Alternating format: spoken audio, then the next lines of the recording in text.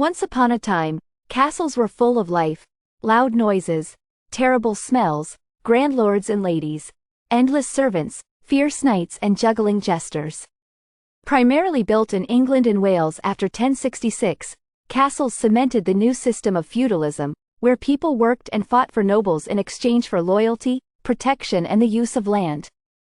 As a fortress as well as a home, a medieval castle was effectively a symbol of the lord's power and, with its hierarchy and festivities, represented a cross-section of medieval life more widely. But what was life really like in a medieval castle? Was it really as lavish and luxurious as we're sometimes led to believe? Or was it cold, dark and difficult? Here's an introduction to life in a medieval castle. People didn't live in castles for long. Though castles were homes, they weren't permanent residences.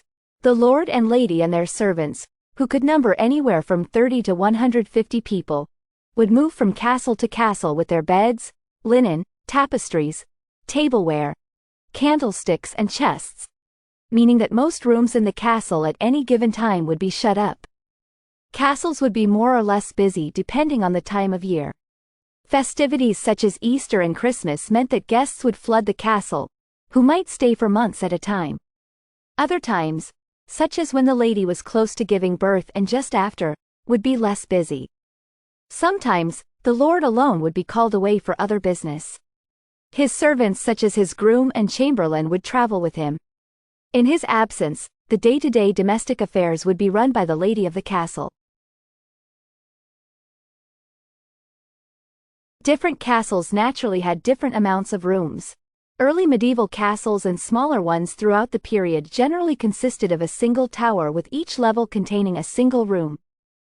Large castles and manor houses normally had a great hall, bedchambers, solars, sitting rooms, bathrooms and garderobes, gatehouses and guardrooms, kitchens, pantries, larders and butteries, chapels, cabinets, libraries, and boudoirs, dressing rooms, storerooms and cellars, icehouses, dovecots, apartments and sometimes even dungeons. The Great Hall was the focus of the castle. Normally the warmest room of the castle and one of the most lavishly decorated, it was the focus of hospitality and celebrations such as dances, plays or poetry recitals. Generally, castle owners had private apartments or a bathroom with an ensuite loo and chamber where guests were welcomed. They might also have a private chapel. Often the lord and lady's rooms were the safest part of the castle and were closely guarded in terms of who could enter.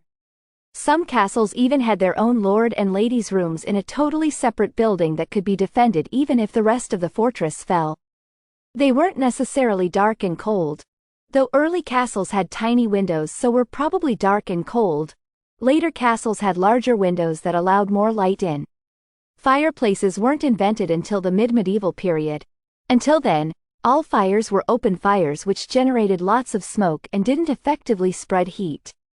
The Great Hall of the castle generally had a large open hearth to provide heat and light. Tapestries would have also provided some insulation.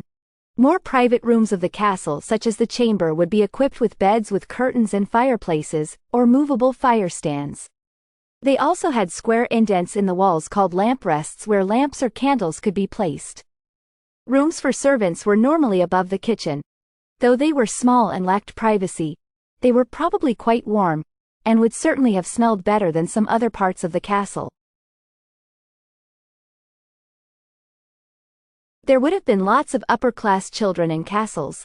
Though social norms involving children were different to today, children were loved and educated, and there's lots of evidence that they had toys such as miniature items of furniture which were probably supposed to educate them about their future lives. They shared feather beds. There were even children who worked as servants. Children of wealthy families were sent away to live in a castle as a way of learning good manners and how the court worked. Medieval books aimed at children were full of endless rules about how to behave, such as not to blow their nose on the tablecloth, not to spit on the floor when anyone is looking, and to always beware thy hinder parts of guns blasting. There weren't necessarily many soldiers. In peacetime, a small castle might have a total of a dozen soldiers or fewer. They were responsible for tasks such as operating the gate, portcullis and drawbridge and patrolling the walls. They'd be commanded by a constable who stood in for the owner and had his own rooms. The soldiers lived in a dormitory. However, in times of attack, you'd try and fit as many soldiers into a castle as possible at one time. For instance, at the Great Siege of Dover Castle in 1216, there were 140 knights and around 1,000 sergeants, a fully equipped soldier, inside the castle to defend it against the French. Fighting was done with swords, spears and axes, while longbows shot from the ramparts or through holes in the thick walls were able to reach the enemy from a distance. During peacetime, knights would hone their skills, create war machinery such as trebuchets and make preparations to the castle in case it came under siege. Castles were full of servants. The poshest were pages and damsels, who would likely work more closely to the lord and lady and attend to their needs.